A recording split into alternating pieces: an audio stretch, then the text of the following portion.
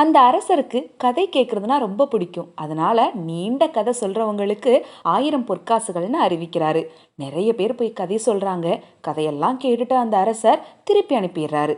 இதை தெரிஞ்சுக்கிட்ட ஒரு புத்திசாலி புலவர் ஒரு திட்டத்தோட போறாரு அரசர்கிட்ட. புலவர் சொல்றாரு, அரசே, நான் சொல்ற கதையை கேட்கணும்னா ஒரு வாழ்நாள் போதாது. அப்படியா, சொல்லுங்கள் கேட்போம். ஆனா ஒரு நிபந்தனை, நான் கதை சொல்லும் பொழுது நீங்க பிறகு பிறகுன்னு கேட்டுக்கிட்டே இருக்கணும். கேட்டுட்டா போச்சு. புலவர் சொல்றாரு, ஒரு நாட்டில் நல்லா மழை பெய்யுது, ஏராளமா நெல் விளையுது. அந்த நெல்லை பாதுகாக்கிறதுக்கு பெரிய நெற்களஞ்சியத்தை கட்டுறாங்க.